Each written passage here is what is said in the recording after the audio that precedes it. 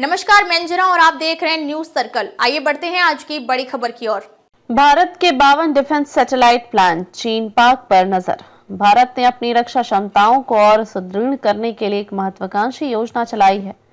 Operation सिंदूर के बाद चीन पाकिस्तान क्षेत्र पर लगातार नजर रखने आवश्यकता को देखते हुए देश 52 नए डिफेंस सर्विलांस सैटेलाइट जल्द लॉन्च करेगा। इसके साथ ही सरकार एक व्यापक मिलिट्री स्पेस डॉक्ट्रिन पर भी काम कर रही है। इस पहल से भारत को दुश्मन पर तेज और बेहतर निगरानी बनाए रखने में मदद मिलेगी, जिससे उसके निर्णय प्रक्रिया OODA लूप अधिक प्रभावी और त्वरित होगी। इस महत्वाकांक्षी अभियान की शुरुआत हुई जब भारत पाकिस्तान सीमा पर मई 7 से 10 के बीच ऑपरेशन सिंदूर के दौरान भारत ने अपने घरेलू सैटेलाइट्स जैसे कार्टोसैट और विदेशी कमर्शियल जानकारी स्रोतों का प्रयोग किया। इस दौरान चीन की तरफ से पाकिस्तान को मिली सक्रिय सहायता की रिपोर्ट सामने आई, जिसकी पुष्टि हुई कि दुश्मन क्षेत्र पर सैटेलाइट इमेजिंग और निगरानी की तत्काल आवश्यकता है। इस अनुभव ने भविष्य में स्पेस से जुड़ी खुफिया और सिक्योरिटी क्षमताओं को तेजी से बढ़ाने का मार्ग प्रशस्त किया।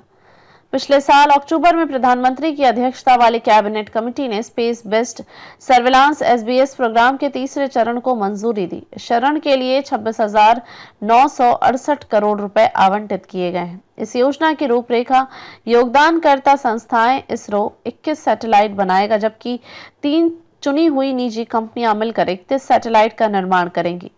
समय सीमा: पहला सैटेलाइट अप्रैल 2026 तक लॉन्च होगा। सभी 52 सैटेलाइट 2029 के अंत तक पथ पर होंगे।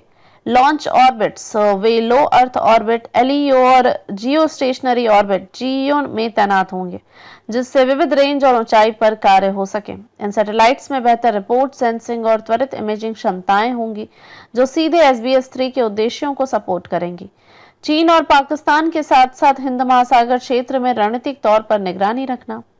यह पूरा प्रोजेक्ट रक्षा मंत्रालय की इंटीग्रेटेड डिफेंस स्टाफ IDS के अंतर्गत आने वाली डिफेंस स्पेस एजेंसी के नेतृत्व में संचालित हो रहा है। DSA अंतरिक्ष में सैन्य गतिविधियों के नियमन और प्रशासक के रूप में कार्य करता है। इस पहल का लक्ष्य केवल तकनीकी पहलुओं पर केंद्रित नहीं है, बल्कि एक समग्र स्पेस डॉक्ट्रिन तैयार करना भी है, जिससे यह तय होगा कि युद्ध की स्थिति में अंतरिक्ष में किन नियमों का पालन किया जाए। डेटा सुरक्षा, क्षति नियंत्रण और संभावित आतंक या साइबर हमलों से बचाव की रणनीतियां। इस इंटरैक्टिव और अद्यतन डॉक्ट्रिन की वजह से भारत अंतरिक्ष सुरक्षा क्षेत्र में स्पष्ट कानूनी और सैन्य दृष्टिकोण से शुरुआती मजबूत आधार तैयार कर सकेगा। SBS-3 सैटेलाइट्स में निम्न तकनीक क्षमताएं शामिल होंगी: उच्च रिजोल्यूशन इमेजिंग, कम समय में एक ही जगह की विस्तृत तस्वीरें, मल्टी स्पेक्ट्रल सेंसर, दृश्य और अव्यक्त रेंज, इंफ्रारेड आदि में जानकारी, रियल टाइम डेटा ट्रांसमिशन कम विलंबता के साथ उपलब्ध कराना। इस तकनीक एक मजबूत OODA लूप चलाने में महत्वपूर्ण है। ऑब्जर्व, ओरिएंट, डिसाइड, एक्ट जैसे ही किसी गतिविधि की पहचान हो, उसके आधार पर निर्णय लेकर तुरंत कार्रवाई की जा सके।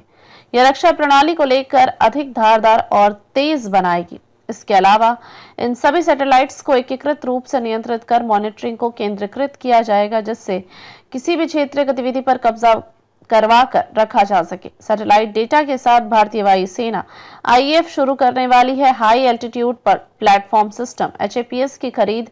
3 स्यूडो सैटेलाइट जैसी ड्रोन यूनिट, ये ड्रोन हजारों मीटर की ऊंचाई पर उड़ते हैं। ISR इंटेलिजेंस सर्विलांस रिकॉनाइसेंस मिशनों में काम आते हैं। लंबे समय तक हवा में रहकर डेटा रहित कर सकते हैं। HAPS को उपग्रहों के साथ मिलाकर जमीनी स्तर और अंतरिक्ष से जुड़ी निगरानी में IC इंटीग्रेटेड कैपेबिलिटी बढ़ेगी, खासकर सीमा क्षेत्रों या किसी आकस्मिक सैन्य स्थिति में।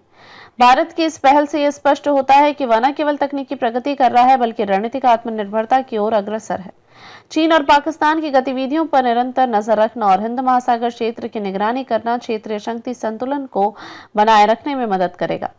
52 डिफेंस सैटेलाइट और 3 HAPS ड्रोन मिलकर एक बहुस्तरीय निगरानी प्रणाली तैयार करेंगे, जिसका असर सूचना संग्रह से लेकर रणनीतिक निर्माण और निर्णय क्रियान्वयन तक होगा। यह सब मिलकर OODA चक्र को तेज और दक्ष बनाएगा। साथ ही स्पेस डॉक्ट्रिन एक बड़े नियम पर्यावरण की रूपरेखा तय करेगा, जिससे अंतरिक्ष में सैन्य गतिविधियां सुव्यवस्थित होंगी। अब तक के लिए बस इतना ही। फिर मिलते हैं एक ऐसी ही बड़ी खबर के साथ। तब तक के लिए नमस्कार और देखते रहिए न्यूज सर्कल।